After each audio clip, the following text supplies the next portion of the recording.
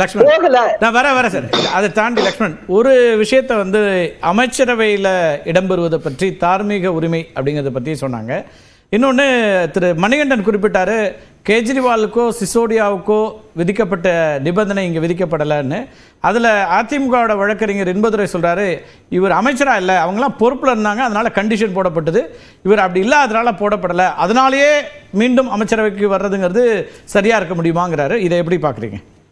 முதலமைச்சர் அலுவலகத்துக்கு போகக்கூடாது, கோப்புகளை பார்க்கக்கூடாது என்று சொன்னது கெஜ்ரிவாலுக்கு மட்டும்தான். ஆமா, துணை முதலமைச்சராக இருந்த சிசோடியாவுக்கு அது போன்ற நிபந்தனைகள் எதுவும் விதிக்கல. அமைச்சராக கூடாது, எதிர்காலத்தில் கூட ஆகக்கூடாதுலாம் சொல்லல. செந்தில் பாலாஜியை பொறுத்த வரைக்கும் நானே கூட சொல்றேன், பல பேர் எதிர்பார்த்தோம், ஜாமீன் கிடைக்குங்கிறதுல யாருக்கும் மாறுபட்ட கருத்து இல்லை. ஆனால் அமைச்சர் ஆகக்கூடாது, நீங்கள் செல்வாக்கை செலுத்த வாய்ப்பு இருக்கு அப்படின்னு ஏதாவது ஒரு வகையில் நேரடியாகவும் மறைமுகமாக வரும்னு பலரும் எதிர்பார்த்தது நிஜம். அப்படி எல்லாம் சொல்லப்படல. இப்ப தார்மீகம்னு பார்த்தா அரசியல்வாதிகளிடம் தார்மீகத்தை எதிர்பார்ப்பது தவறு என்பது என்னுடைய 25 ஆண்டுகால பத்திரிகையாளர்கள் நான் தெரிந்து கொண்ட உண்மை. இதுக்கு கட்சி வித்தியாசமே கிடையாது. தார்மீகத்தை யாரிடம் எதிர்பார்க்க முடியாது. முதலமைச்சர் பயன்படுத்திய ஒரு வார்த்தை இப்ப பேசு பொருளா மாறி இருக்கு, தியாகம் என்கிறது. என்னை கூட கொஞ்சம் ஆச்சரியப்படுத்துச்சு.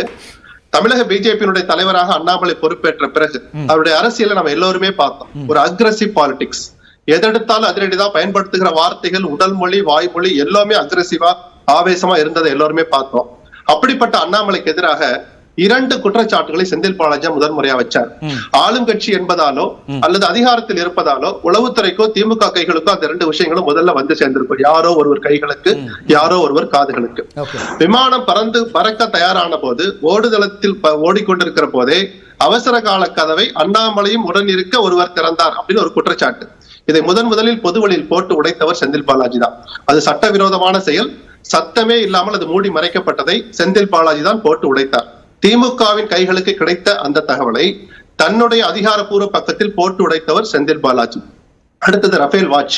இந்த வாட்ச் நீங்க எங்க வாங்குனீங்க, வாங்கினா பில்ல காட்டுங்க சொன்ன போது இந்த 2 குற்றச்சாட்டுகளுக்கும் பூசி மொழிகுதான் அண்ணாமலையால் பதில் சொல்ல முடிந்ததே தவிர அவரால் இன்று வரை பின் பாயிண்டா அதை மறுக்க முடியல. அப்படி ஒரு நெருக்கடிக்கு ஆவேச அரசியல் நடத்தி கொண்டிருந்த அண்ணாமலைக்கு மிக பெரும் நெருக்கடிகளை ஆதாரபூர்வமாக 2 முறை தந்தவர் செந்தில் பாலாஜி. ஐடியாலஜிக்கல் டிஃபரன்ஸ் 2 கட்சிக்கு இருக்கலாம், திமுகவுக்கு பிஜேபிக்கு, தத்துவார்த்த மோதல். ஆனால் ஒரு தனிநபர் மோதலாக மாறி ஒட்டுமொத்த திமுகவின் மீதான கோபத்தை தன் மீது தாங்கி கொண்டவர் செந்தில் பாலாஜி. தெரிந்தோ தெரியாமலோ அல்லது ஏதோ ஒரு வகையில அவர் போய் மாட்டிக்கிட்டார். அந்த தியாகத்தை, அந்த காரியத்தை தான் முதலமைச்சர் தியாகம் என்று நினைத்தார் என்று நினைக்கிறேன். அமைச்சராவதற்கு சட்ட ரீதியாக தடை இல்லாத போது எவரை அமைச்சராக்குவது என்பது முதலமைச்சருடைய பிரராகேட்டிவ், பிரத்யேக உரிமை. அந்த அடிப்படையில் அவர் மீண்டும் அமைச்சராக்கப்படுவார் என்றுதான் தகவல்கள் சொல்கின்றன. திங்கட்கிழமை நேரம் கேட்டார்கள். எந்த விதமான நிகழ்ச்சிகளும் எனக்கு தெரிந்து இல்லாமல் திங்கட்கிழமை ஏற்க மறுத்தார் கவர்னர் என்பது உண்மை. அதனால் புதன்கிழமை அமைச்சரவை மாற்றம் நடக்கலாம். செந்தில் பாலாஜி அமைச்சராக எந்த தடையும் இல்லை. புதன்கிழமை வரக்கூடிய புதன்கிழமை சொல்றீங்க, நாள் குறிச்சிருக்கீங்க. ஆமா, அக்டோபர் 2, 3 அந்த தேதிகளுக்குள்ளாக நடக்கும் தான் நான் பார்க்கிறேன். ஓகே.